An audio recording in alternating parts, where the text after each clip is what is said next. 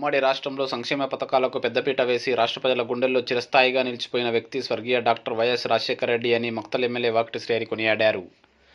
వైఎస్ఆర్ 75వ జయంతి సందర్భంగా ఆయన చిత్రపటానికి పూలమాలలు వేసి ఘనంగా నివాళులర్పించారు. ఈ సందర్భంగా ఎమ్మెల్యే వాకిటి శ్రీహరి మాట్లాడుతూ రాజీవ్ ఆరోగ్యశ్రీతో పాటు 108 జలయజ్ఞం పేరిట అద్భుత పథకాలను వైఎస్ఆర్ అమలు చేశారని అన్నారు. వైఎస్ఆర్ ₹1,00,000 రుణమాఫీ చేస్తే ప్రస్తుత సీఎం రేవంత్ రెడ్డి 2 లక్షల రుణమాఫీ చేస్తున్నారని తెలిపారు. వైఎస్ సంక్షేమ బాటలోనే సీఎం రేవంత్ రెడ్డి సైతం నడుస్తున్నారని అన్నారు.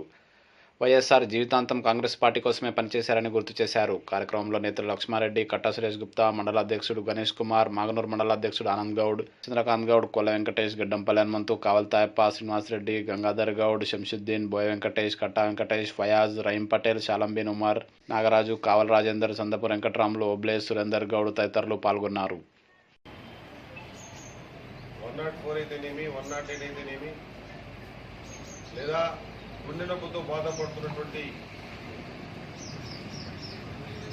వ్యక్తులకు ఆరోగ్యశ్రీ పేరు పెట్టి సంతకం చేసి వేల గుండెల్ని ఆగకుండా నిలబెట్టి వాళ్ళకి మళ్ళొకసారి ప్రాణం పోసిన వ్యక్తి మన ఉభయ రాష్ట్రాల్లో ఉన్నాడు అంటే ఈ దేశంలో కూడా 104, 108ని ఆదర్శంగా తీసుకొని మిగతా రాష్ట్రాలన్నీ కూడా ఆ కార్యక్రమం ఏర్పాటు చేసినాయంటే ఆ ఘనత మన వైఎస్ రాజశేఖర రెడ్డికి, కాంగ్రెస్ పార్టీకి